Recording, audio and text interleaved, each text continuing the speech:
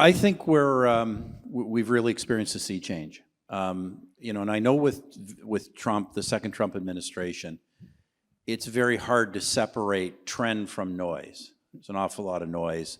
A lot of noise around Trump's personal relationships with various leaders. But I do think there's a really important trend here, not one I welcome, but a really important trend that has been there in the US for a while, that Trump has put into effect and I don't think is going to go back, and that is the US no longer seeing itself as kind of the guardian of a global system, of the guardian of a series of institutions and rules, and instead acting primarily, I'm not saying entirely malevolently, but acting as more of a traditional great power, protecting its interests, its spheres of influence.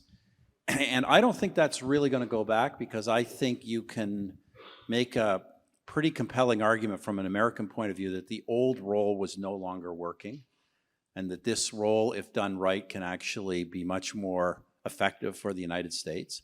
As I say, I don't like it. It's been particularly difficult for Canada.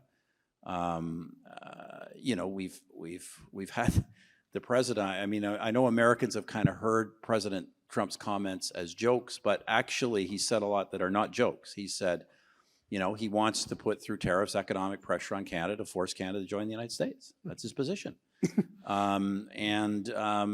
That's, considering that we have a free trade agreement, 98% tariff-free goods, that, we're both supposed to be committed to as a binding contract, that's pretty shocking.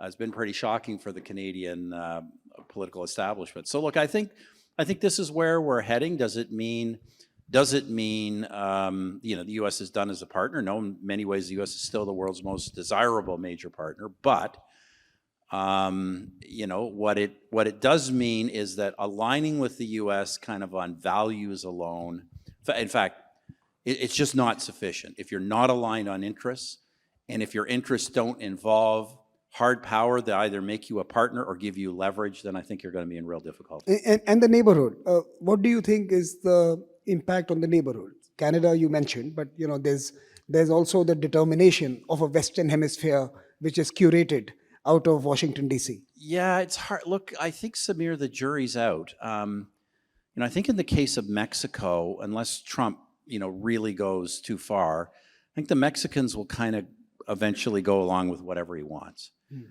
other parts of the hemisphere, Venezuela and that, where he's using more coercive tactics, I just don't know how that's going to play out. In the case of Canada, I do think that what has happened is going to cause Canada longer term to, I think it's actually in many ways a good thing, to diversify its export markets and its relationships and become less dependent on the United States, as I think Europe is going to do as well.